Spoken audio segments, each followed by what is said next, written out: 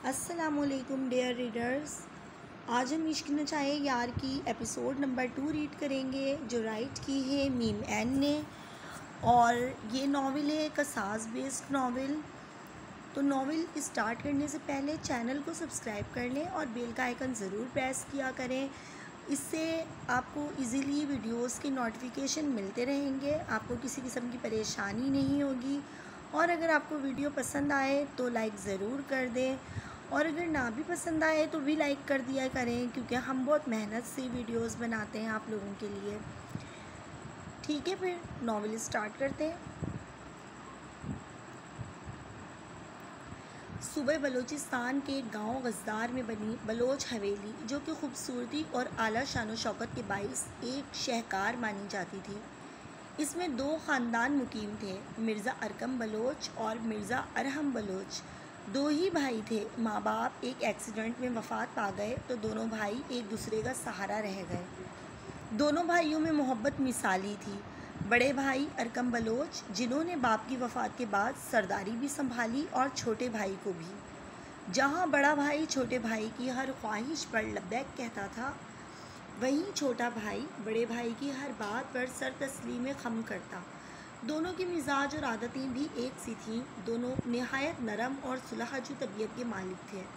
Arkham Bloch की अहलिया रुखसार बेगम थोड़ी करगत तबीयत की मालिक थी, जबकि अरहम बलोच की अहलिया नाज अरहम इनकी तरह ही नरम और सुलझे मिजाज की थी।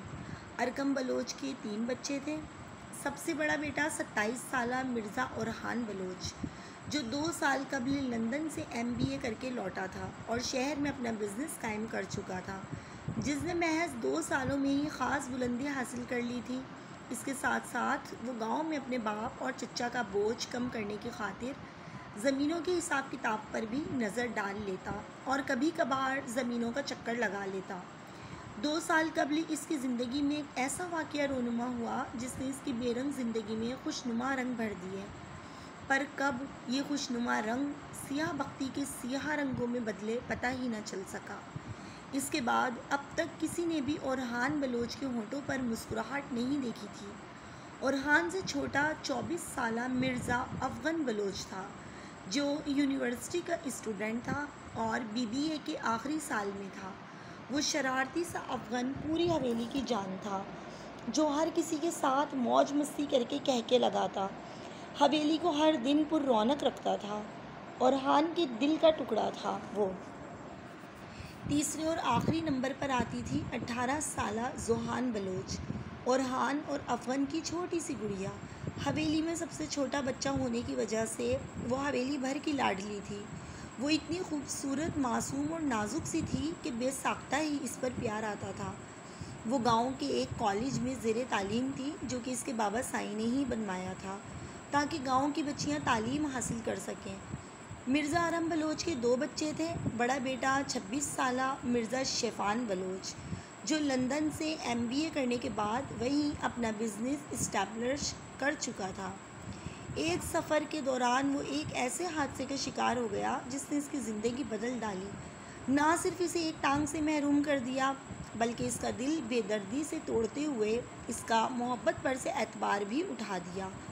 ऑपरेशन के बाद 6 माह बिस्तर पर रहने के बाद वो वहीं मुकीम हो चुका था। पाकिस्तान वापसी का इसका कोई इरादा ना था। वो अपने गम अपने तक महदूद रखना चाहता था, पर अफ़गन की नागहानी मौत ने इसे मजबूर कर दिया पाकिस्तान का रुख करने पर।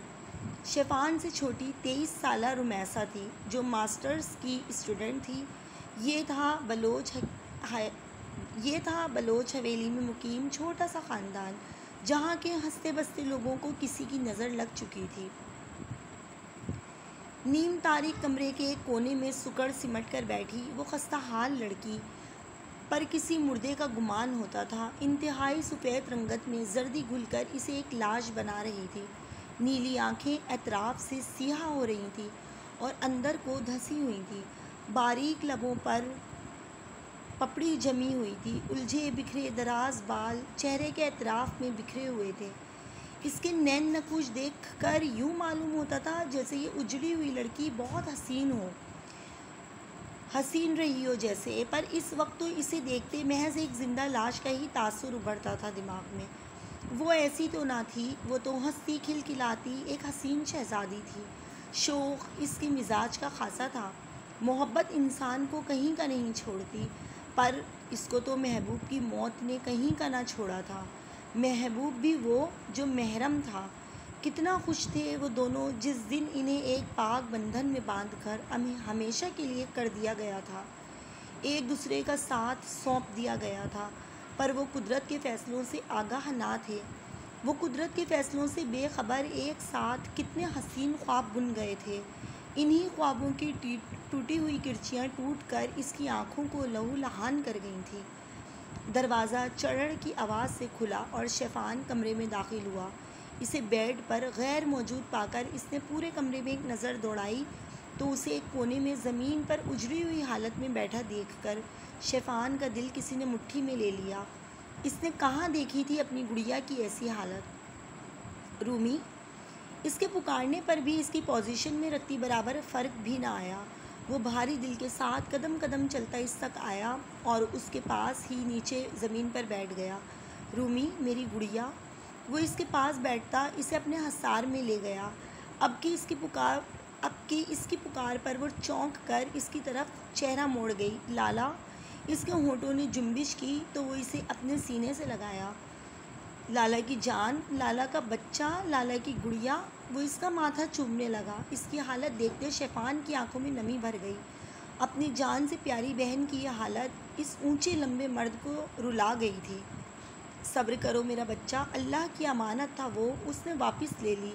हम कौन होते हैं उसके हुक्म पर सवाल उठाने वाले। क्या हालत बना ली है आपने अपनी, मेरा बच्चा। ऐसे इसकी रूह को तकलीफ़ होगी। जानती हो ना आप कि वो आपको उदास नहीं देख सकता था, फिर ऐसी हालत बनाकर क्यों उसकी रूह को बेसकून कर रही हो। उसकी आखिरी बात पर इसने तड़प कर शैफ़ान की तरफ देखा और ख़ुद पर ज़ब्त खोती फूट फूट कर रो दी कि शैफ़ान ने इसे काबू करना मुश्किल हो गया। इसने मेरे साथ ऐसा क्यों किया लाला। वो तो कहता था कि हमेशा मेरे साथ रहेगा, फिर क्यों मुझे अकेला छोड़ गया। आप जानते हैं ना कि वो मेरे लिए क्या है। मैं कैसे सब्र करूं लाला। मेरा दिल फट रहा है, मेरा कलेजा छलनी हो रहा है, मुझे किसी तौर सुकून नहीं आ रहा लाला। मैं क्या करूं। तड़प तड़प कर रो कर कहती वो शैफ़ान को ज़ब्त की आखिरी हदों पर ले गई। बस करो मेरी जान, रोना नहीं अब। क्या आप इसकी रूह को तकलीफ़ देना चाहती हो। इसके पूछने पर वो तेज़ी से नफ़ी में सर हिला गई। आंखों से निकलते मोती गालों पर बहते चले जा रहे थे। तो फिर आंसू बहाना बंद करो। अब नहीं रोएगी ना मेरी गुड़िया। इसके फिर से पूछने पर वो खुद पर ज़ब्त के पहरे बिठाती, गालों पर बहते आंसू साफ़ करती इनकार में सर हिला गई तो वो इसका माथा चूमकर इसे कंधों से पकड़कर बेड पर बिठा गया। मैं केटी को भेज रहा हूँ, आप फ्रेश होकर चेंज करो, मैं थोड़ी देर तक वापस आता हूँ। तब मुझे अपनी गुड़िया ऐसी हालत में नहीं चाहिए, ठीक है ना। वो इसके बाल संवारता नरमी से पूछने लगा। जी। वो जवाब देकर आंखें मूंद गई तो वो अपनी आंखें रगड़ता वहाँ से निकल गया। ये थी रुमैसा अफ़ग़न बलोच, मिर्ज़ा अफ़ग़न बलोच की मनकूहा और अब इसकी बेवा। औरहान टेरेस से निकलता सीधा ज़ोहान के कमरे में चला गया। ज़ोहान के साथ 2 घंटे बिताने के बाद जब इसने कमरे का रुख किया तो इसे लगा साहिबा सो चुकी होगी, पर जब इसने कमरे में कदम रखा तो वो बेड के वस्त में टांगों के गिर्द बाजू बांधे घुटने पर सर टिकाए बैठी थी। वो इसे मुतवज्जा करने के लिए अपने पीछे ज़ोर से कमरे का दरवाज़ा बंद करता बाथरूम में घुस गया। दरवाज़ा बंद होने की ज़ोरदार आवाज़ पर वो एकदम दहल कर होश में वापस लौटी तो नज़र सीधा इस बदगुमान पर गई जो बाथरूम में दाखिल हो रहा था। वो तौलिए से बाल रगड़ता बाहर आया तो इसे हिम्मत इसी पोजीशन में बैठे पाया, जबकि इसे बाहर आते देखकर साहिबा के दिल ने रफ्तार पकड़ ली। इसे कमीज़ के बगैर देखते वो सटपटा कर नज़रों का जाविया बदल गई कि वो इस वक्त सिर्फ एक ट्राउज़र पहने हुए था। बालों में ब्रश फेरते वो शीशे में नज़र आते इस दुश्मन जहाँ के अक्स को देखने लगा जो बड़ी शान से इसके कमरे में इसके बेड पर विराजमान थी। वो बाल बनाकर ब्रश ड्रेसिंग टेबल पर रख कर बेड की जानिब कदम बढ़ा गया तो साहिबा का दिल खौफ से सिकुड़ गया। उठो यहाँ से, मुझे सोना है। वो इसके सर पर खड़ा होकर बोला तो वो होंठ बनकर इसे देखने लगी। सुनाई नहीं दे रहा क्या? इसके अब के वो थोड़ा चीख कर बोला तो वो उठने की बजाय मज़ीद बेड की पुश्त के साथ लग कर बैठ गई। मैं कहाँ जाऊँगी? इसके मिनमिनाने पर वो इसे घूरने लगा। इतना बड़ा कमरा है, जहाँ मर्जी चली जाओ, पर मेरे बेड से उठ जाओ। वो सामने पड़ा सोफ़ा इतना बड़ा ज़रूर है कि तुम आसानी से इसमें समा जाओ। अब उठ भी चुको, बस बेड से उठने को बोला है, दुनिया से उठने का नहीं, जो मर्ग तारी हो गया है तुम पर। वो बड़बड़ा कर उठी और तेज़ी से सोफ़े की तरफ बढ़ गई। वो बग़ैर इस पर एक नज़र डाले बेड पर दराज होकर आंखों पर बाजू रख गया, पर इससे पहले कि कमरे की बत्ती गुल करना ना भूला था, वो सोफ़े पर बैठी खौफ की ज़ेर हासार आयतल कुर्सी का विर्द करने लगी। थोड़ी देर मज़ीद गुजरी तो इसे रोना आने लगा। वो अच्छी तरह जानता था कि इसे अंधेरे से डर लगता है, फिर भी अंधेरे कमरे में इसे खुद से दूर कर दिया। इसका नन्हा सा दिल मासूम सा शिकवा करने लगा। वक्त थोड़ा और सिरका तो वो अपने खौफ पर काबू पाने की कोशिश करती नीम दराज होकर आंखें बंद कर गई, जब अचानक कुत्तों के भौंकने की आवाज़ आने लगी। वो बग़ैर एक भी लम्हा ज़ाया किए सोफ़े से उठी और बेड की तरफ दौड़ लगा गई। वो इसके पहलू में बैठी सिसकने लगी।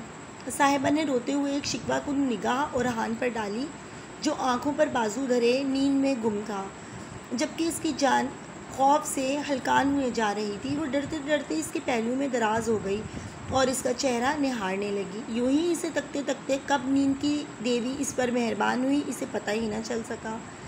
इसकी भारी सांसों की आवाज़ सुनते ओरहान ने धीरे से आंखों से बाजू हटाया और रुख मोड़कर इस धोखेबाज हसीना की तरफ देखा। ये वो चेहरा था जिसे देखते ओरहान बलोच रात से दिन और दिन से रात कर सकता था। इसके चेहरे का नक्श हिफ्स था इसे। इसके सोने की यकीन दहानी करते इसने हाथ बढ़ाकर इसके चेहरे पर झूलती इस लट को इसके कान के पीछे उड़सा, जो इसके चेहरे पर झूलती ओरहान के देखने में रुकावट पैदा कर रही थी। इसकी नीम पलकें और चेहरे पर मौजूद आंसुओं के मिट्टी मिट्टी निशानात देख ओरहान का दिल तकलीफ़ से भर गया। वो तो अपनी सरदारनी की आंखों में एक आंसू भी बर्दाश्त न करता था, और कहाँ अब खुद ही इसके आंसुओं की वजह बन बैठा था। पर इसे ऐसा बनने पर मजबूर करने वाली भी तो वो खुद ही थी, जिसने इसे धोखा देकर इसकी मोहब्बत इसके मुंह पर दे मारी। पर वो इसे अपने दिल का क्या करता, जो चाह कर भी इससे गाफिल ना हो पा रहा था। वो लाख इसके सामने इसके नफ़रत का प्रचार करता, पर हकीकत तो यही थी कि जुनूनी मोहब्बत को नफ़रत में बदलना आसान नहीं था। महबूब की एक झलक ही हर नफ़रत और नाराज़गी पर भारी होती है। पर साहिबा ने ओरहान को धोखा देकर इसकी मोहब्बत के मुंह पर जो तमाचा मारा था, इसके लिए वो इसे कभी माफ़ नहीं कर पा रहा था। इसने धीरे से इसका हाथ थामा और नरमी से इसके ज़ख्मों पर अपने सुलगते हुए लबों का मरहम रखने लगा। वो नींद में इसका लम्स महसूस करती कसमसाई तो वो धीरे से इसका हाथ नीचे रखता, इसका सर अपने कंधे पर रख गया तो वो भी नींद में पुरसुकून होती मज़ीद इसमें घुसती इसका ज़ब्त आजमाने लगी, पर वो खुद पर काबू पाता आंखें मूंद गया। इस वाक़ये को हफ्ता गुजर चुका था। साहिबा जब अगली सुबह उठी तो ओरहान वहाँ मौजूद ही ना था। 10 बजे के करीब मुलाजमा इसे कमरे में नाश्ता देने आ गई थी। इसी से साहिबा को मालूम हुआ कि ओरहान शहर रवाना हो चुका है। इसने पता नहीं हवेली वालों को क्या कहा था कि कोई भी इस पूरे हफ्ते में इसके पास ना आया था, और ना ही ऐसा कोई पैगाम इस तक पहुंचा था। वो सारा दिन कमरे में पड़ी रहती। ओरहान का रवैया इसकी जान निकाल रहा था। इसने कभी ख्वाब में भी इसका ऐसा सलूक ना सोचा था। इसके पास मोबाइल भी ना था जो इससे रब्ता कर सकती। अभी भी वो बेड पर मिजमिल सी बैठी माजी की यादों में गुम थी जब मुलाजमा शानो वहाँ आई। ये मुलाजमा ओरहान साहिबा के लिए मुख्तिस कर गया था, जो इसे हर ज़रूरत का सामान कमरे में पहुंचा देती। साहिबा ने इसे अंदर आने की इजाज़त दी तो वो परेशान सी इसके पास आ खड़ी हुई। क्या हुआ रानी, इतनी परेशान क्यों लग रही हो तुम? सब ठीक तो है ना? इसके पूछने पर वो नफ़ी में सर हिला गई तो साहिबा को भी तशवीश होने लगी। बीबी जी, नीचे बड़ी बेगम साहिबा आपको बुला रही हैं जी। इसकी बात पर साहिबा का रंग खौफ से सफ़ेद पड़ गया। पर क्यों, मुझे क्यों बुलाया? उन्होंने इसका खौफ देखते शानों को भी दुख होने लगा। पता नहीं बीबी जी, उन्होंने बस मुझे आपको बुलाने का बोला। हम नौकरों को वजह कौन बताता है जी, हम तो बस हुक्म के ग़ुलाम हैं। जो हमें हुक्म मिलता है हम उसकी तामील कर देते हैं जी। इसके लहजे में दुख के साथ बेबसी भी दर आई थी। साहिबा जी कड़ा करके अपनी जगह से उठी और पैरों में चप्पल उड़सी इसकी तकलीद में नीचे का रुख कर गई। इसका दिल खौफ से बेतहाशा धड़क रहा था। दालान में दाखिल होकर इसकी नज़र रुखसार बेगम पर पड़ी, जो चेहरे पर गैज़ लिए खड़ी थी। इनके साथ ही इनकी मुलाजमा खास रानी चेहरे पर मकरू मुस्कुराहट सजाए इसे कमीनगी से देख रही थी। आगे आओ लड़की।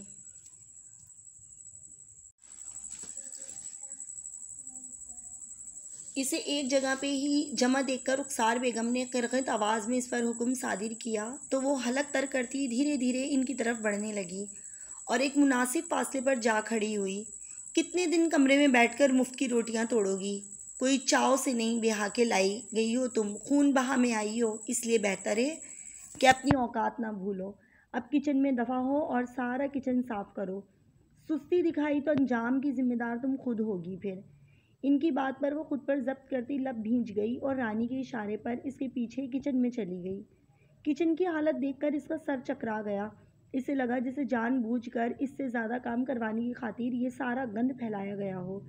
इसने तो कभी किसी काम को हाथ भी ना लगाया था। अल्लाह का नाम लेते इसने दुपट्टा कमर पर बांधा और काम में जुट गई। सुबह से इसने कुछ ना खाया था और अब रात होने को आई थी। इसने जल्दी जल्दी हाथ चलाकर काम जल्दी ख़त्म करने की कोशिश की। काम ख़त्म होते ही इसने शुक्र किया और ऊपर अपने कमरे की तरफ बढ़ने लगी। अभी वो सीढ़ियों पर ही पहुंची थी कि रुखसार बेगम इसे फिर से आवाज़ दे गई। मैंने तुम्हें कमरे में जाने का बोला, जो तुम जा रही हो वापस आओ और आकर मेरे पाँव दबाओ। इनकी बात पर साहिबा का दिल चाहा इन्हें ठोक कर जवाब दे दे, पर जानती थी कि ऐसा करने से वो इसके अताब का निशाना बन जाएगी और यहाँ इसे बचाने वाला भी कोई ना था। वो लब भींच कर इनके पीछे इनके कमरे में दाखिल हुई और इनके लेटने पर इनके पाँव दबाने लगी। 2 घंटे गुजर गए पर उन्होंने एक दफ़ा भी इसे ना बोला कि बस करो, बल्कि जब इसका हाथ थोड़ा सा ढीला होता वहीं इनकी झाड़ सुनने को मिलती। आखिरकार जब वो गहरी नींद में चली गई तो उनके सोने की यकीन दहानी करती वो वहाँ से निकल आई और किचन का रुख किया कि भूख ज़ोरों पर थी। इसने जल्दी से जाकर फ्रिज का दरवाज़ा खोलना चाहा, पर यह क्या, फ्रिज का दरवाज़ा ही बंद था। इसने किचन का जायज़ा लिया तो एक हॉट पॉट में सिर्फ एक सूखी रोटी ही पड़ी हुई थी। यहाँ तक कि सालन भी फ्रिज में रख दिया गया था। वो बेदिल होकर अपने कमरे की तरफ बढ़ी। इरादा यही था कि शानों से कहकर खाना मंगवा लेगी। इसे शानों अपने कमरे के बाहर ही मिल गई। शानों, फ्रिज क्यों लॉक है? मुझे बहुत भूख लगी है, प्लीज़ कुछ खाने को ला दो। वो इसे बोलती खुद कमरे में दाखिल हो गई। जी बीबी जी, मैं अभी लाई, शानू कहती नीचे की तरफ बढ़ गई। साहिबा कमरे में आकर फ्रेश होने बाथरूम की तरफ बढ़ गई। वो फ्रेश होकर बाहर आई तो शानो सर झुकाकर खड़ी थी।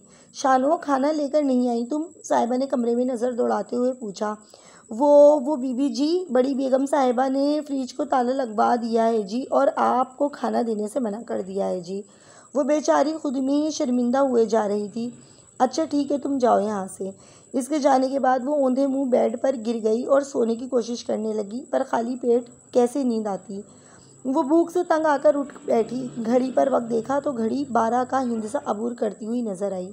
इसने साइड पर पड़ा दुपट्टा गले में डाला और नीचे चली आई। नीचे की सारी लाइटें बंद थी, बस एक ही लाइट जल रही थी। वो आयतल कुर्सी के विर्द करती किचन की तरफ आ गई। इसने किचन की लाइट जलाकर एक दफ़ा फिर फ्रिज का जायज़ा लिया, पर वो अब तक लॉक था। हॉट पॉट खोलकर देखा, वही सूखी रोटी वैसे ही पड़ी थी। इसने गिलास पकड़कर टोंटी से पानी डाला और वो रोटी भी एक प्लेट में रख ली और अल्लाह का नाम लेते वो रोटी खानी शुरू कर दी। वो छोटे छोटे निवाले ले रही थी, पर बग़ैर किसी सालन के वो खुश्क सादा रोटी इसके गले में अटक रही थी। इसकी आंखों में नमी चमकने लगी, पर भूख ऐसी थी कि हाथ पीछे करने का दिल ही न चाह रहा था। वो एक हाथ से आंखों से बहते आंसू साफ करती, दूसरे हाथ से रोटी के निवाले मुंह में रख ही रही थी।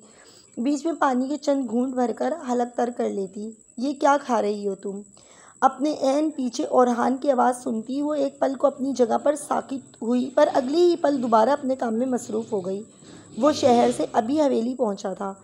इससे पहले कि वो ऊपर वाक़ई अपने कमरे का रुख करता, इसकी नज़र किचन की जलती लाइट पर पड़ी तो इसके कदम बेसाख्ता इस सिमत उठने लगे। किचन में दबे पाँव दाखिल होते ही इसकी नज़र इस दुश्मनी जहाँ पर पड़ी जो स्लेब के साथ लगी कुछ खा रही थी और साथ रो भी रही थी।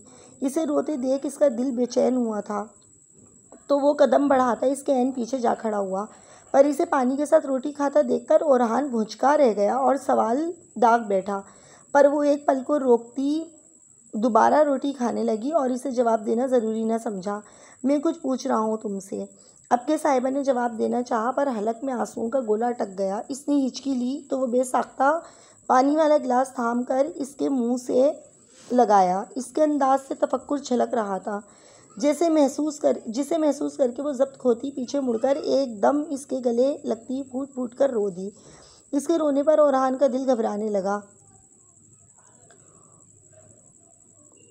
हुआ क्या है? क्यों इस तरह रो रही हो? कुछ बताओगी या भी नहीं?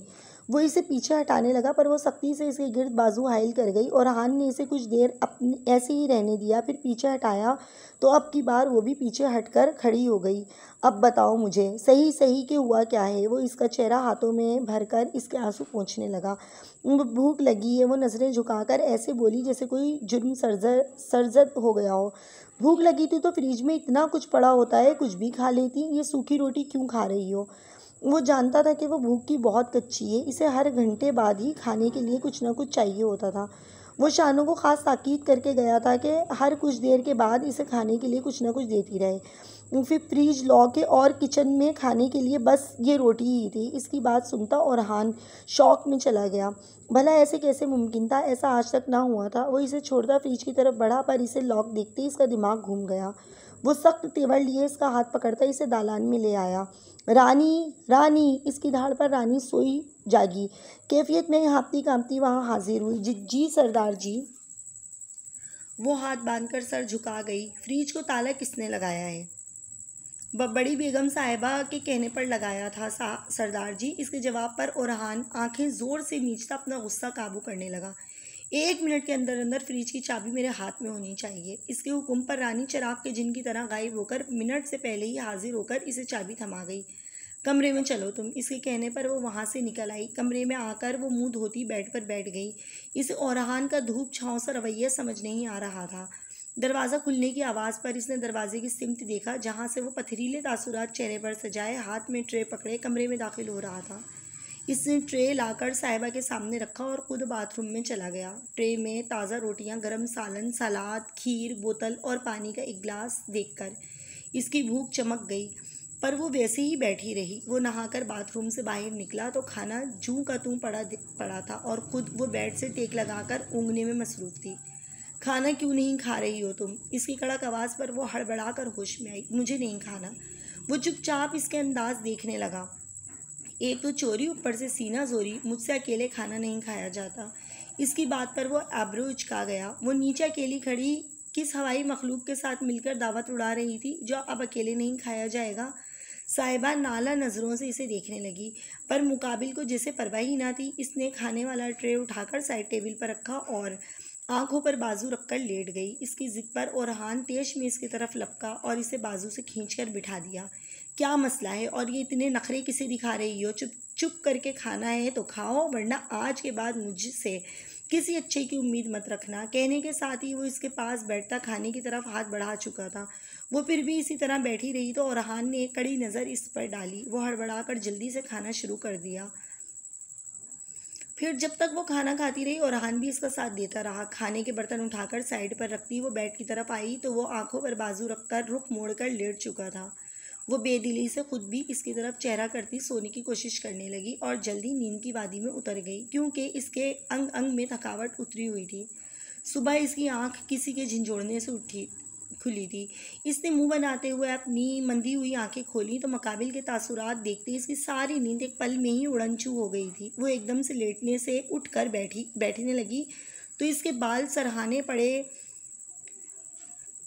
तारे मोती लगे दुपट्टे से अटक गए। वो कर रह गई, जबकि वो इसे खूनख्वार निगाहों से घूर रहा था। साहिबा ने खुश्क पड़ते होंठों को ज़बान फेर कर तर किया और अपने बाल छुड़वाती उठ बैठी। तुम्हारे पास सिर्फ 10 मिनट है। 10 मिनट में फ़्रेश होकर यहाँ मौजूद हो तुम। समझ गई मेरी बात? ओरहान के पूछने पर वो तेज़ी से इस बात में सर हिला गई। इसे फिर भी एक ही जगह पर टिके देखकर वो आंखें घुमाकर इसे देखने लगा तो वो इसे पीछे हटने का इशारा करने लगी। इसका इशारा समझ में आते ही वो मुंह बनाता एक साइड पर हो गया, क्योंकि वो वाकई इसके बिल्कुल सामने खड़ा था। इसके पीछे होते ही वो दुपट्टा उठाकर कंधे पर डालती बेड से उठी और एक तौबा शिकन अंगड़ाई ली। वो जो चोर नज़रों से इसे देख रहा था, इसकी हरकत पर एकदम सटपटा गया, पर वो लापरवाह बनी इसकी साइड से गुजरती बाथरूम में बंद हो गई। इसके जाने के बाद वो कमीज़ के गिरेबान का बटन खोलता, गहरी सांस खारिज कर गया और साइड टेबल के दराज से सिगरेट की डब्बी और लाइटर पकड़ता लॉन की जानिब खुलने वाली खिड़की में जा खड़ा हुआ। सिगरेट सुलगाते हुए इसकी नज़रें लाइटर से निकलने वाले आग के शोले पर जमी थी। सिगरेट सुलगा कर वो इस्ताहिया अंदाज में हंस पड़ा। इसका दिल भी सिगरेट की तरह सुलग रहा था और साहिबा की इसकी ज़िंदगी में दोबारा मौजूदगी ने इसके सीने में जलते आग के शोले को बुझाने के बजाय और भी भड़का दिया था। दरवाज़ा खुलने की आवाज़ पर इसने सर झटक कर सिगरेट को बुझाया और पलट कर इसे देखने लगा, जो हल्का फिरोज़ी रंग की सादी सी शलवार कमीज़ में दुपट्टा सीने पर फैलाए निखरी निखरी सी खड़ी थी। वो मजबूत कदम इसकी तरफ उठाता बिल्कुल इसके सामने आ खड़ा हुआ और एक तफसीली नज़र इसके भीगे सरापे पर डाली। दुपट्टा सर पर ओढ़ो। इसकी संजीदा आवाज़ पर वो इसके हुक्म की तामील करती दुपट्टा सलीके से सर पर ओढ़ गई। वो मुतमईन होता बग़ैर एक लफ्ज़ भी मज़ीद बोले इसका बाजू जकड़ता कमरे से बाहर निकल गया। इसके चेहरे पर सजे सर्द तासुरात देखकर साहिबा का दिल तेज़ी से धड़कने लगा। वो इसे लिए सीढ़ियाँ उतरता दालान की जानिब बढ़ने लगा। साहिबा इसे रोकना चाहती थी, पर इसकी हिम्मत ना हुई। सामने तख्त पर बैठकर तस्बीह पढ़ती रुखसार बेगम को देखकर साहिबा का सांस बंद होने लगा और रहान ने इसे ले जाकर दालान के दरमियान में इसका बाजू छोड़ दिया। रानी, रानी! इसकी तेज़ धाड़ पर रुखसार बेगम ने हैरत से इसे और इसके साथ खड़ी साहिबा को देखा। तभी इसकी धाड़ पर हाँफती कांपती रानी वहाँ भाग आई। जी जी छोटे सरदार, आपने बुलाया। रुखसार बेगम बैठी अपनी जगह से उठ चुकी थी और हवेली के बाकी अफराद भी वहाँ जमा होने लगे। मैं सिर्फ एक दफ़ा पूछूंगा रानी, बिल्कुल सच सच जवाब देना। रात फ्रिज किसने लॉक की थी? इसकी सर्द आवाज़ पर रानी का रंग फक होने लगा। वो छोटे सरदार, मैंने कहा रानी, मुझे बिल्कुल सच सुनना है। वो इसे मुंह खोलता देखकर इसकी बात काटने लगा। अपनी बात फिर से दोहरा गया। शेफान खामोशी से खड़ा संजीदा नज़रों से ये सारा मंजर देख रहा था, जबकि जोहान और नाज बेगम ने अफसोस भरी नज़रों से रुखसार बेगम की तरफ देखा। वो जानती थी कि ये इनके अलावा और किसी की हरकत नहीं हो सकती। मैंने हुक्म दिया था रानी को ऐसा करने का। जो भी बात करनी है मुझसे करो। इनकी बात पर जहाँ रानी ने शुक्र का सांस लिया, वहीं ओरहान मुठियाँ भींच कर रह गया। मैंने कहा भी था माँ कि ये लड़की मेरे नाम से जुड़ कर यहाँ आई है, तो इसके मुताल्लिक हर फैसले का इख्तियार भी मुझे ही है। जो भी हुआ ये या जिस तरह भी ये मेरी ज़िंदगी में और इस हवेली में शामिल हुई, पर यह मिर्ज़ा ओरहान बलोच की इज़्ज़त है और मैं अपनी इज़्ज़त ख़राब करने वाले किसी शख्स को माफ़ नहीं करूँगा। और रानी, मुझे उम्मीद है कि तुम्हें अपनी चोटी बहुत अजीज़ होगी, इसलिए आइंदा सोच समझकर कोई कदम उठाना। इसकी बात पर रानी झुरझुरी लेकर रह गई और अपनी चोटी को बेसाख्ता मज़ीद दुपट्टे में छुपा गई। रुखसार बेगम बहुत कुछ कहना चाहती थी, पर ओरहान के सख्त तेवर देखकर लब भींचती अपने कमरे की तरफ मुड़ गई। इस लड़की से तो बाद में निपटूंगी।